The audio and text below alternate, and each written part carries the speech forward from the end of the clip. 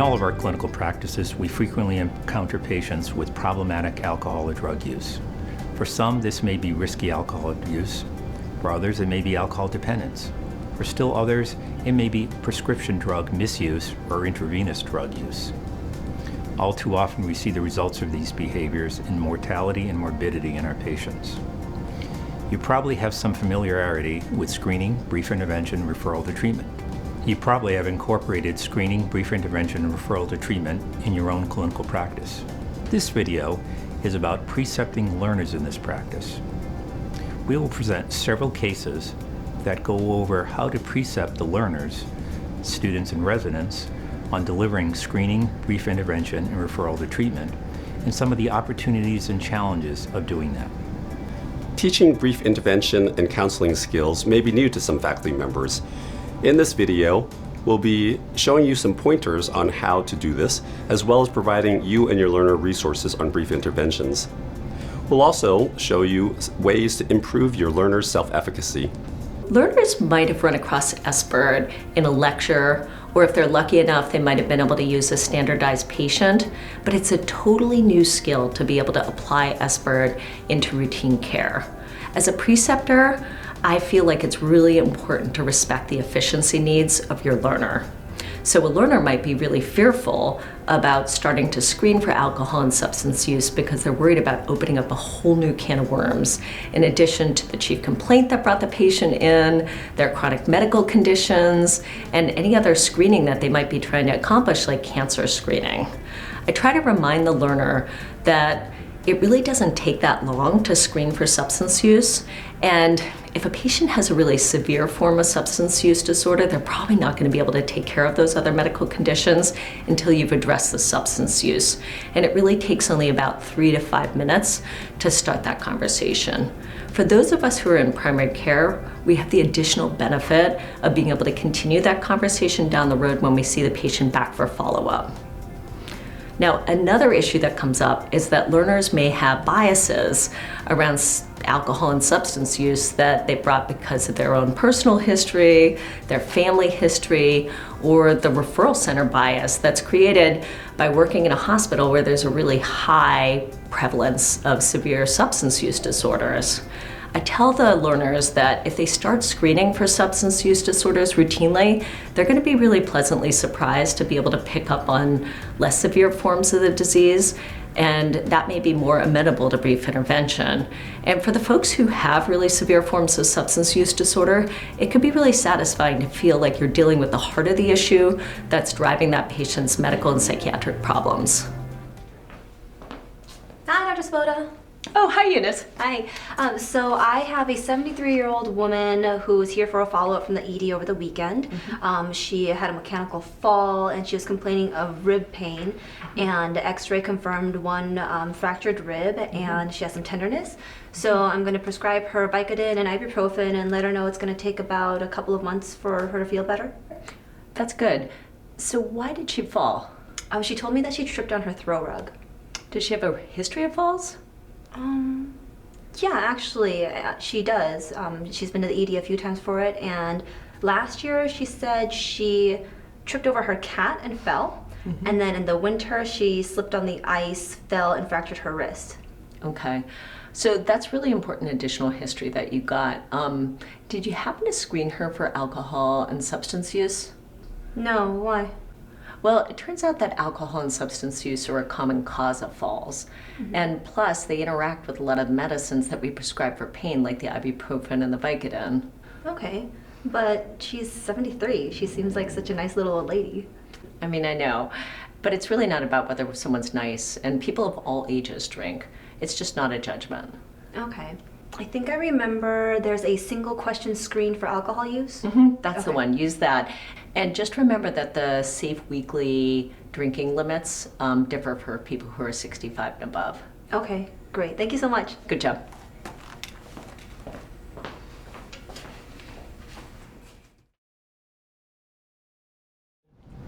So just a 45-year-old guy, he's here with alcohol intoxication. He's one of our frequent ED visitors, usually comes with alcohol levels greater than 300. He's a little bit sleepy, but his exam is normal. No evidence of trauma, no signs of withdrawal. My plan is to watch him here in the ER, reevaluate him when sober, and discharge home. Did you ask him about quitting?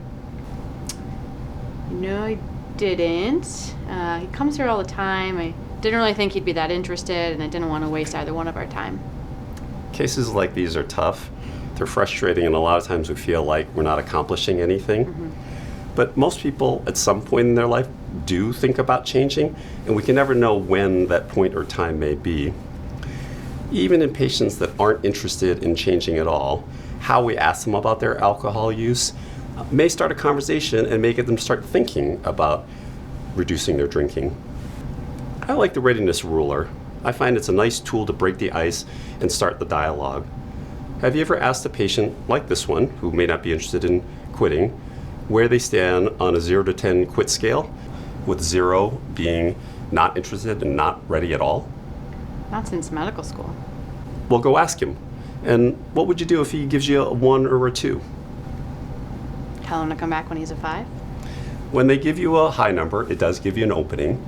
But even when someone gives you a low number, like a 1 or a 2, that can be really interesting to ask them, why didn't you pick a 0?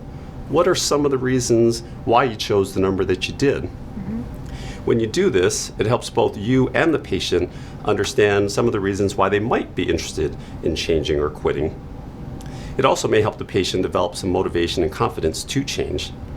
The toughest situation is when the patient tells you 0, not interested in changing at all. My fallback position is to say something like, okay, so you're not worried about your drinking and you're not interested in changing. What might have to happen to you or someone else before you would be interested in changing? It might help you get past the resistance and keep the dialogue going. Whatever they say, whatever number they give you, be ready for some resistance, accept it, roll with it, and keep the conversation going. All right, I'll give it a shot. Hi, Dr. Sutton. Hi. I haven't seen Mr. Mello yet. I'm running quite a bit behind, but I just saw our other patient. He's pretty straightforward. 45-year-old guy. He's coming in. He had a sudden back pain after he was moving some furniture around. He can't take NSAIDs because he had a bleed a couple of years ago. So I was thinking of giving him a week of oxycodone, and I think a week will suffice for him. Okay, did you screen him for substance use?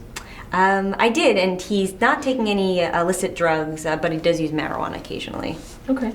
So let's take a look. This is the state's prescription monitoring program. So I see that he's actually gotten a prescription for pain medications multiple times this year. It looks like almost once a month. Oh. Did you ask him specifically about prescription misuse or ask about drugs by name? I didn't do that, no. Okay, sometimes you get a different answer if you ask specifically about by name. Why don't you go back in and try to ask him about that and take it from the perspective of concern for him about possible prescription misuse and even a possible overdose. Yeah, it's a good idea. I'll go do that now.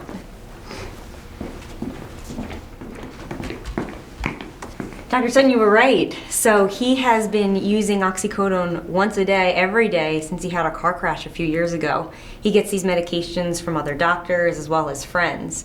We had a great conversation about pain medication misuse, risk of overdose, and also resources for possible addiction. He seemed to really appreciate it, and it only took a couple of minutes. Okay, great. Did you offer a prescription for naloxone? I did.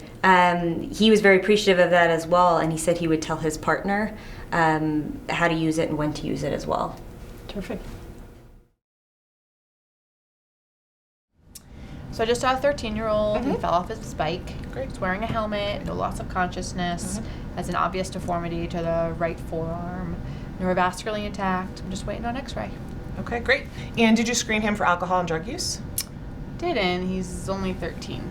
We actually try to do universal screening for anyone 12 and older. Oh, really? We have well-validated tools that are specific for adolescents. Okay. Well, how do I do that? I mean, I have to ask the parents to leave. He's only here for an arm injury. Yeah. Do you think they're going to get mad?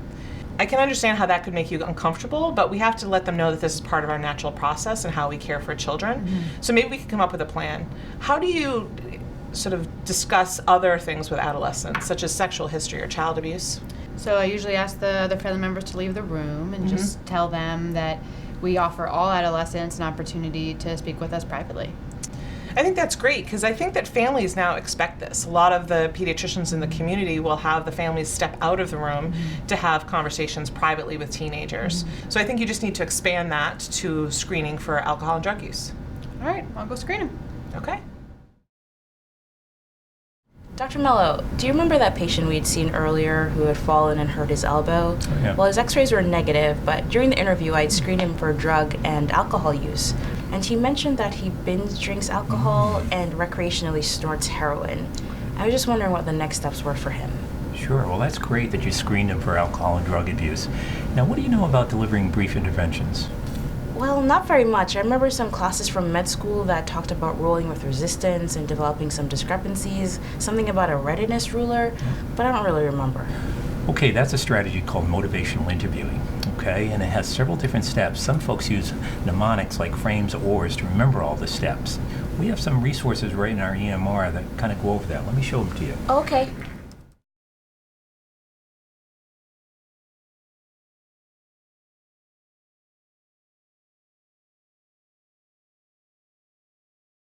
Thank you for sharing with me your drug and alcohol use. I'm a little concerned about you. Do you have a few minutes to talk about that? I guess. I mean, I have to catch a bus, so I can't really stay long. It won't take very long at all. Thank you for taking the time to talk to me. What are days like for you when you do use drugs and alcohol? Yeah, it's it's just going out and partying with friends, but it's really bad the next day. I just feel terrible. I've been missing work because of it, and it's kind of been wearing me down.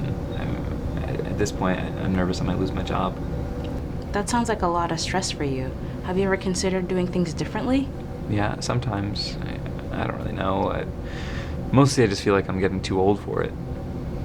On a scale of 0 to 10, how ready are you to stop using drugs and alcohol? 0 being not ready and 10 being completely ready to quit. Maybe a 6?